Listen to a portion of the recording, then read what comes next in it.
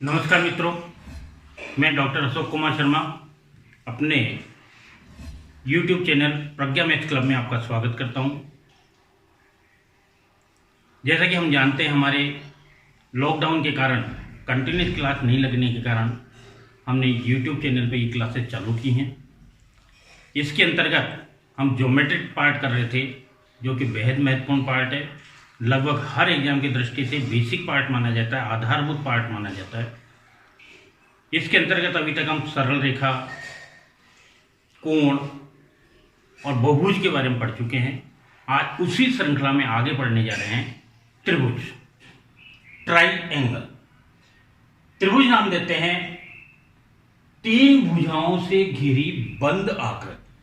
कोई भी ऐसी आकृति जो तीन भुजाओं से घिरी है और साथ में बंद है, तीन भुजाओं से घिरी बंद आकृति को आप नाम देते हैं त्रिभुज, यानी कि ट्राइंगल। त्रिभुज की यदि बात करते हैं, त्रिभुज में आपके पास मुख्य रूप से त्रिभुज के निर्माण के लिए हमें तीन भुजाओं की आवश्यकता होती है, ए बी, बी सी, सी, तीन भुजा और तीन कोण, कोण ए, कोण बी, कोण सी। तो कुल मिला के त्रिभुज में जो है टोटल 6 अवयव होते हैं। किसी भी त्रिभुज को डिफाइन करने के लिए कुल 6 अवयव होते हैं, तीन भुजा और तीन कोण।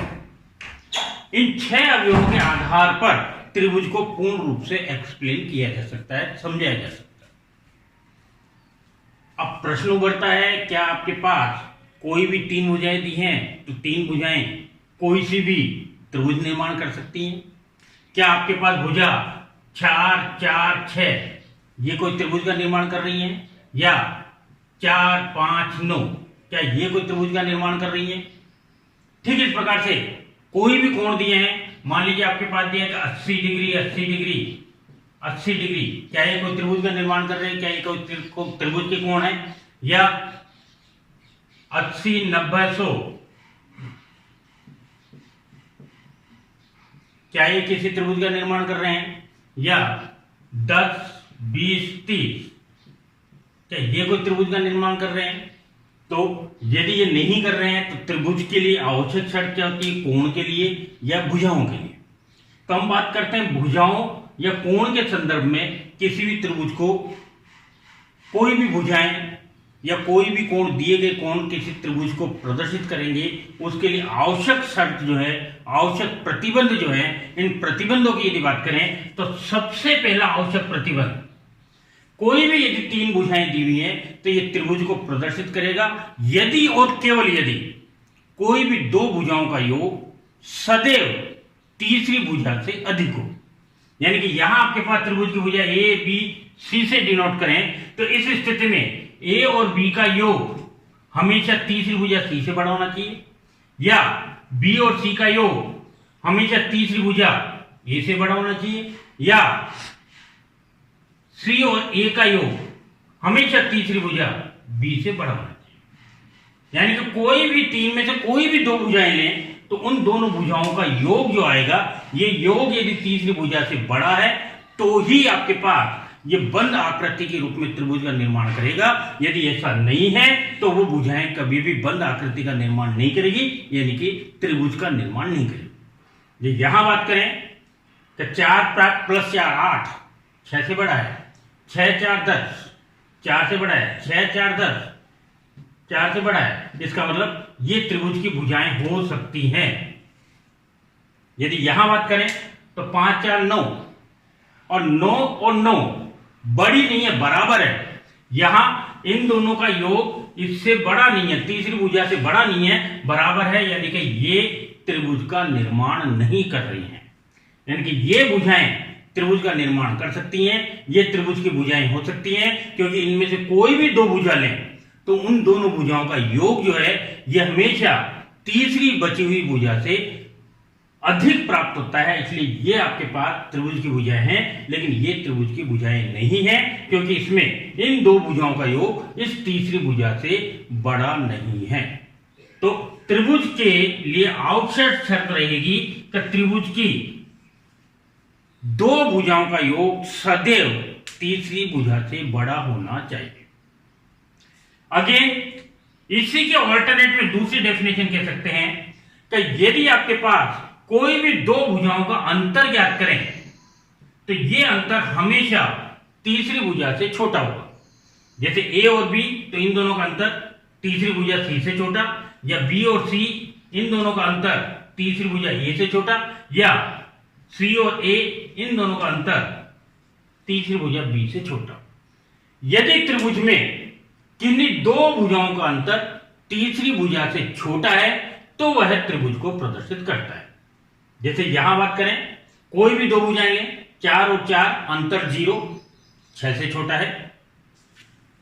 6 और 4 अंतर 2, 4 से छोटा है।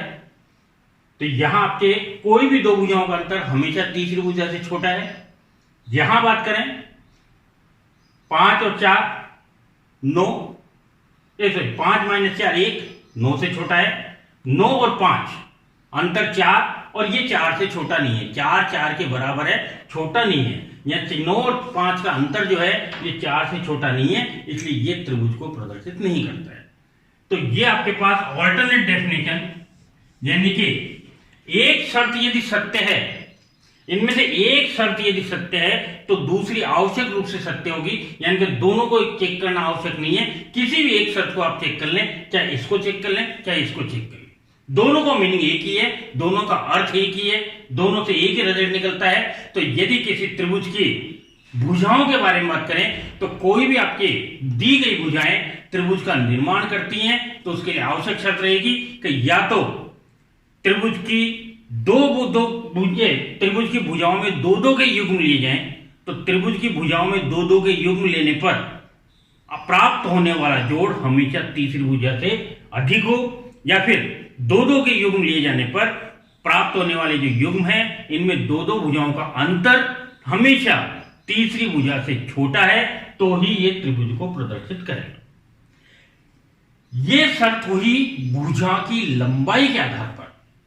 और लंबाई के बजाय यदि आपके पास त्रिभुज में कोण दिए हुए हैं, कोण के आधार पर बात करें कि भाई ये कोण आपके किसी त्रिभुज के संभव है, या ये कोण किसी त्रिभुज के संभव है, या ये कोण किसी त्रिभुज के संभव है, तो त्रिभुज के कोण के आधार पर आवश्यक शर्त होती है कि त्रिभुज के जो कोण हैं इन कोणों का त्रिभुज के कोणों का योग सदैव 180 होगा। तो यदि आपके त्रिभुज के कोण इस प्रकार से दिए हैं कि उनका योग 180 है तो ही वो त्रिभुज को प्रदर्शित करते हैं। यदि उनका योग 180 नहीं आ रहा है तो वो त्रिभुज को प्रदर्शित नहीं करते। जैसे यहां 80 80 80 जोड़ 180 से कहीं अधिक हो गया, 240 हो गया, यानी कि आपके पास ये त्रिभुज को प्रदर्शित नहीं करते। ये यहां 80 100 90, तो ये योग भी 180 से अधिक है।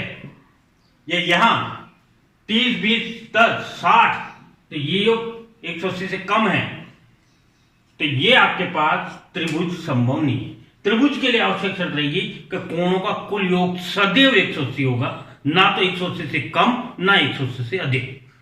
तो कोणों के आधार पर त्रिभुज के लिए आवश्यक शर्त रहेगी कि त्रिभुज के जो भी कोण हैं उन कोणों की माप इस प्रकार से होगी कि उनका कुल योग सदैव 180 होगा। यानी कि यदि आपके पास देता है तो किसी त्रिभुज के कोण 90 45 और 45 है तो ये त्रिभुज है, या मान लीजिए किसी त्रिभुज के कोण 80 80 और 20 है तो ये त्रिभुज है क्योंकि योग 180 है। तो त्रिभुज के कोणों का योग सदैव 180, और त्रिभुज की भुजाएं इस प्रकार से होंगी कि कोई भी दो भुजाओं का योग हमेशा तीसरी भुजा से बड़ा, या फिर कोई भी दो भुजाओं का अंतर हमेशा तीसरी भुजा से छोटा।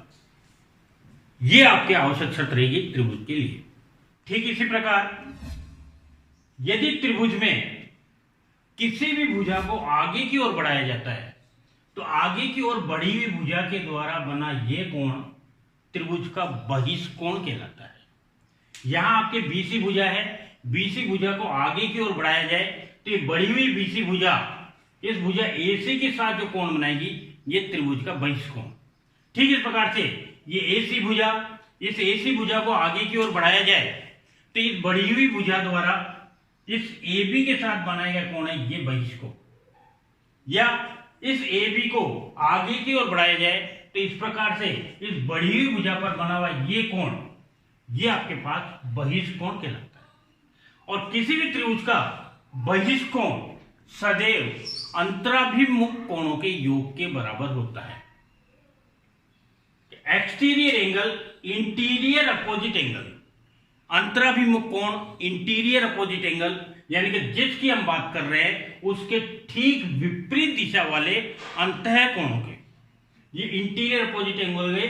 अंतराभिमुख कोण हो गया, कोण 4 के लिए अंतराभिमुख कोण का काम करेगा 1 और 2, तो कोण 4 का मान जो होगा वो कोण 1 और कोण 2 के बराबर, यानी कि यहां कोण 4 बहिष्कोण अंतराभिमुख कोणों 1 और 2 के योग के बराबर। या फिर यहां बात करें कि ये बहिष्कोण 5, तो ये बहिष्कोण अंतराभिमुख कोण हो, तो अंतराभिमुख कोण 2 और 3 इनके योग के बराबर, यानी कि इस कोण का 5 परिमाण जो है ये इस कोण 2 और कोण 3 के परिमाण के योग के बराबर। ठीक इस प्रकार से ये बहिष्कोण 6, ये बहिष्कोण है, एक्सटीरियर एंगल है, और इसके लिए इंटीरियर अपोजिट एंगल हो गए 1 और 2, तो ये 6 का मान इस एंगल 1 और एंगल 3 के योग के बराबर। यानी कि किसी भी त्रिभुज में इंटीरियर अपोजिट एंगल्स का सम एक्सटीरियर एंगल के बराबर, अंतराभिमुख कोणों का योग हमेशा बाह्य कोण के बराबर होता है। यह हमारे पास क्वेश्चन है कि एक त्रिभुज है और त्रिभुज में दिया हुआ है कि त्रिभुज का बहिष्कोण 130 डिग्री है। किसी त्रिभुज का बहिष्कोण गिवन है कि बहिष्कोण 130 डिग्री है। साथ ही में त्रिभुज में इंफॉर्मेशन दी है कि इसके जो अंतराभिमुख कोण है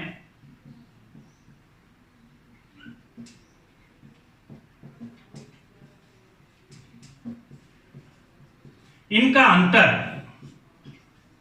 30 डिग्री है, और त्रिभुज के कोण पता लगाने हैं कि त्रिभुज के कोण क्या है।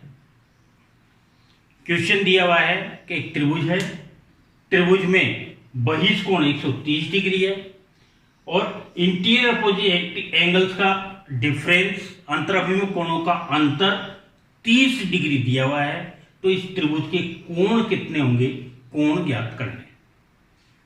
बहिष्कोण 30 दिया हुआ है, अंतराभिमुख कोण जैसे आपके पास इस त्रिभुज के कोण हम अपनी तरफ से एज्यूम करें कि ये कोण x, y और z है, तो इस 130 के लिए जो हमने अभी प्रॉपर्टी पढ़ी उसके हिसाब से बात करें तो बहिष्कोण हमेशा अंतराभिमुख कोणों के योग के बराबर होता है, यानी कि x और y जो इंटीरियर अपोजिट एंगल है इनका योग 130।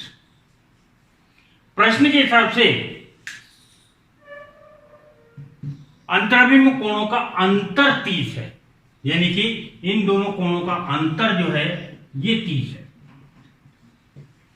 तो कहने का मतलब हुआ कि दो ऐसी संख्याएं जिनको जोड़ने पे 130 आवे और अंतर 30 है। दो ऐसी संख्याएं जिनको आपस में जोड़ें तो योग 130 और अंतर 30। तो इन दोनों इक्वेशंस को आपस में सॉल्व करते हैं, तो सॉल्व करने पर एक आपके पास आ गया 80 और दूसरा आ गया 50। एक 80 दूसरा 50, 80 और 50 दोनों का योग 130 है और 80 को 50 का अंतर 30 है। तो दो कोण आपके पास, त्रिभुज के दो कोण आपके पास प्राप्त हुए, एक कोण 80 और दूसरा कोण 50। त्रिभुज के तीनों कोणों का योग 180 होता है। तो इस आधार पर जब दो कोण ज्ञात हो गए तो तीसरा कोण ज्ञात करने के लिए 180 से इसको माइनस कर देंगे, यानी कि तीसरा कोण जो होगा ये 180 में से 130 माइनस किया तो बाकी बच गया आपके 50। यानी कि इस त्रिभुज के कोण जो हुए, यदि प्रश्न कह रहा है कि ये त्रिभुज है, इसके अंतराभिमुख कोणों का अंतर जो है वो 30 डिग्री है, बहिष्कोण 130 डिग्री है, तो इसके कोण ज्ञात करने थे। तो अंतराभिमुख कोणों का योग बहिष्कोण के बराबर होता है, इसलिए योग आपके 130। प्रश्न के हिसाब से अंतर 30 दिया हुआ है, इन दोनों को सोल्व किया, आपके x और y के मान 80 और 50 आ गए। त्रिभुज के तीनों कोणों का योग 180 होता है, उसके आधार पर इन दोनों को 180 से माइनस करेंगे तो तीसरा कोण 50, और इस प्रकार से अंतर आ गया आपके पास 80, 50 और 50, यानी कि इस त्रिभुज के कोण 80, 50 और 50 होंगे। इसी प्रकार त्रिभुज का नेक्स्ट गुणधर्म जो है ये बोलता है कि कोई भी त्रिभुज है, इस त्रिभुज की किसी एक भुजा के समांतर कोई रेखा खींची जाए, जैसे ये त्रिभुज एबीसी है और इसमें भुजा बीसी के एक समांतर रेखा खींची गई है। त्रिभुज एबीसी में बीसी के समांतर रेखा खींची गई है पीक्यू, यानी कि पीक्यू समांतर है बीसी के। तो यदि आपके पास त्रिभुज एबीसी में किसी एक भुजा के समांतर रेखा खींची जाए तो ये रेखा शेष दो भुजाओं को, यानी कि एबी और एसी को एक निश्चित अनुपात में विभाजित करती है, यानी कि जो रेशियो यहां होगा वही रेशियो यहां होगा, यानी कि एपी और पीबी का जो अनुपात मान होगा वही अनुपातिक मान एक्यू और क्यूसी का होगा। और ये स्टेटमेंट जो है, इस स्टेटमेंट को हम थेल्स प्रमेय के नाम से भी जानते हैं, थेल्स थ्योरम या थेल्स प्रमेय के नाम से भी जानते हैं। तो थेल्स प्रमेय का स्टेटमेंट कहता है कोई भी त्रिभुज है, इस त्रिभुज की किसी एक भुजा के समांतर खींची गई रेखा शेष दो भुजाओं को सदैव एक निश्चित अनुपात में विभाजित करती है। जैसे आपके थेल्स थ्योरम पर आधारित हम न्यूमेरिकल क्वेश्चन की बात करें तो मान लीजिए क्वेश्चन आपके पास दिया हुआ है कि त्रिभुज एबीसी में भुजा बीसी के समांतर रेखा पीक्यू इस प्रकार से खींची है कि एपी और पीबी इसका अनुपात 2:3 है। यहां प्रश्न में गिवन है कि एसी की लंबाई टोटल 20 सेंटीमीटर है, तो क्यूसी की लंबाई क्या होगी।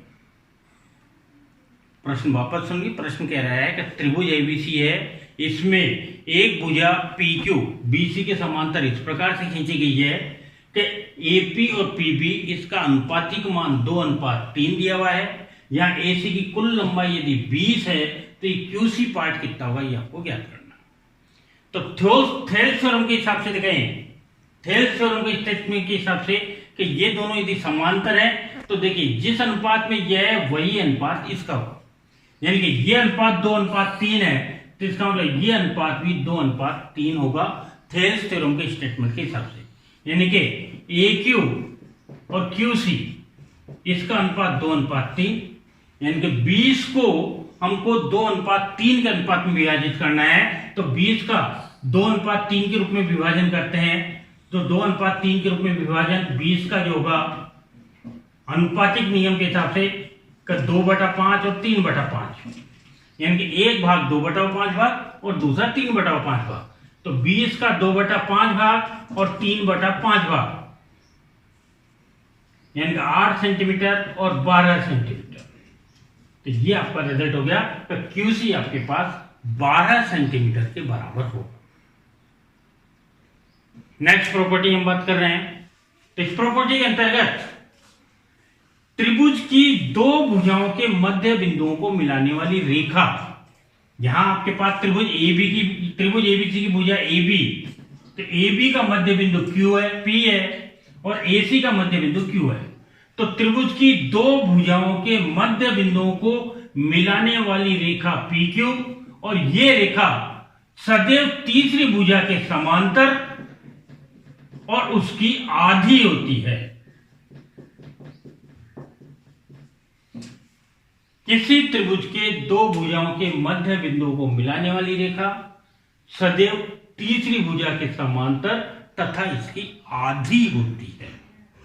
और इस आधार पर आपके पास इसी आपके प्रॉपर्टी के आधार पर नेक्स्ट प्रॉपर्टी जो केवल इसी पर आधारित है कि यदि आपके पास किसी त्रिभुज की तीनों भुजाओं के मध्य बिंदुओं को मिलाने पर, जैसे आपके पास ये भुजा AB है, इसका मध्य बिंदु P, ये भुजा AC, इसका मध्य बिंदु Q, और ये भुजा BC और इसका मध्य बिंदु R, और इन मध्य बिंदु को मिलाने पर जो त्रिभुज प्राप्त होता है ये त्रिभुज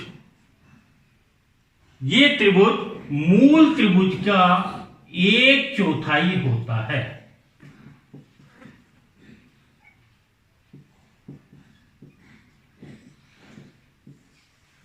यानी कि किसी भी त्रिभुज के भुजाओं के मध्य बिंदुओं को मिलाने पर प्राप्त होने वाले त्रिभुज का जो क्षेत्रफल है, इस त्रिभुज का क्षेत्रफल मूल त्रिभुज जो है इस त्रिभुज के क्षेत्रफल का 1/4 होता है, क्योंकि इस स्थिति में आधार भी आधा हो जाएगा और ऊंचाई भी आधा हो जाएगी, इसलिए कुल क्षेत्रफल 1/4 रह जाता है।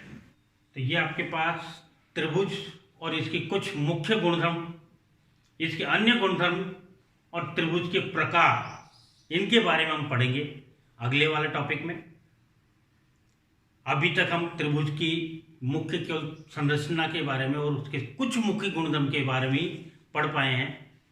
त्रिभुज की प्रकृति क्या रहेगी, उसके मुख्य गुणधर्म क्या हैं, या उसके कितने प्रकार होते हैं, इनके बारे में आगे आने वाले वीडियोज में हम चर्चा करेंगे। तब तक के लिए धन्यवाद। Good bye.